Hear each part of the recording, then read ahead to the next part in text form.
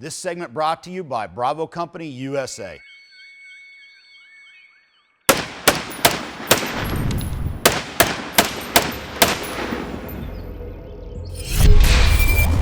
Hey, Larry Vickers here, Vickers Tactical, Paul Buffoni, BCM. We're going to go through some of BCM's Rails and kind of the story behind it, how they came about, some of the accessories. Paul, it all started with this one. It started with the original KMR. It was a key mod design, a standardized modular platform, and modular platforms were getting a lot of momentum for a number of reasons. But we started with the KMR. It just absolutely took off. Yeah, I remember it was SHOT Show. I don't remember which SHOT Show it was. I ran into you and you go, hey, this is what we're looking at. You showed me some drawings and stuff, and like, oh, that's cool. You guys are going to have Rails, you know, awesome. You know, and I thought, yeah, they'll be. I mean, it's BCM, it'll be a quality product, be reasonably priced, and it'll sell okay. And the thing, I mean, it sold beyond your wildest expectations right from the start, and it's really never slowed down. In my classes, my carbine classes, I would have to say it is the dominant rail. I mean, you'll see other manufacturers, but with the one that would have to be the dominant is some variation of BCM rail. With the success of the KMR, it obviously led to us looking at expanding the lineup using the same technology. But the initial KMR was such a success, we couldn't shut the machines off for 10 seconds to start prototyping. So it actually took a little bit longer to get this other stuff out the door, but all for good reason. Now, one of the key parts of the whole thing that we've talked about many times, and you're in the process of kind of staying on top of educating people, is essentially the attachment system, the clamping system, and what's better about it and why. It's probably one of the most underrated parts of the Rails is the methodology behind the clamping. What happens with any clamping system is when you fire the firearm, you shoot the weapon system, you're going to develop a level of heat.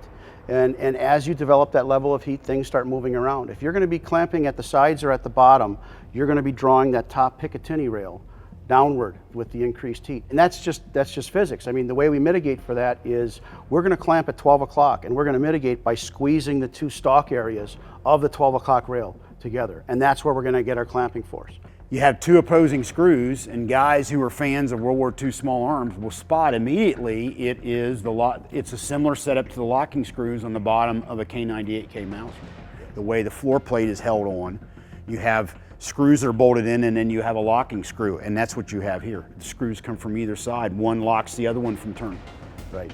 Yeah, kind of a neat way to put it together to ensure it's durable, it's easy to install, it's easy to manufacture.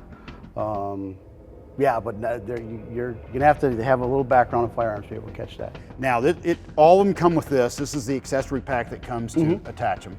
Yes, all right. They all use the exact same mounting hardware. The same clamp blocks, the same cross bolts, the same barrel nut and wrench. So they'll all mount exactly the same way. What different lengths do you have in them? Depending on the type of handguard, they're going to vary a little bit. With the KMR, we go everything from 7-inch on up to 15. In fact, I think we've even done some special runs of 17. The MCMR, much the same. With the QRF, we go from 7 up to currently 12, but we're looking at longer lengths. Good deal. Now, I see you have some accessories out here, primarily, in this case, the flashlight mounting hardware for the different ones. Right. We've got flashlight mounting hardware to direct mount the flashlight to the handguard for both modular systems, M-LOK and KeyMod. And they'll include the typical ring mounts to insert your Surefire type flashlight. They'll include the proprietary type of mounts for the Scout, Surefire Scout. And they'll also include an offset Picatinny rail if you want to run an X300 offset on your handguard. And these two, the KeyMod and the M-LOK, you have the QD sling swivel attachment points that bolt in, right? And then the QRF rail already has them front and rear. Right. On the QRF, we're going to run one on each side, both front and rear.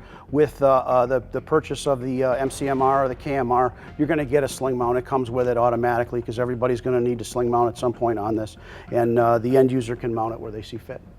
Now, I know one of the things you're always endeavoring to do is to keep the weight down. You want maximum strength and rigidity, but not at the expense of a lot of weight and bulk. So what are you looking at weight-wise on these? Weight-wise, the KMR and the MCMR are going to run just a bit over 10 ounces. That's with the mounting hardware. The mounting hardware. Very, very light. The QRF runs just a bit over 14 ounces. Of course, at 12-inch, these are 13. Of course, this has the Picatinny rails on it already. Good deal. Well, thanks for taking us through them, bro. I've been using that one for many years. Yes. Very, very happy with it. I think you're still on the original. Yeah, I think so. Yeah. It's been a while, yeah. Oh, yeah. Okay, good. Absolutely. Good piece of kit. Thank you. Thank Well you, Larry. done. Hope you enjoyed it. Hope you learned something. LAV out.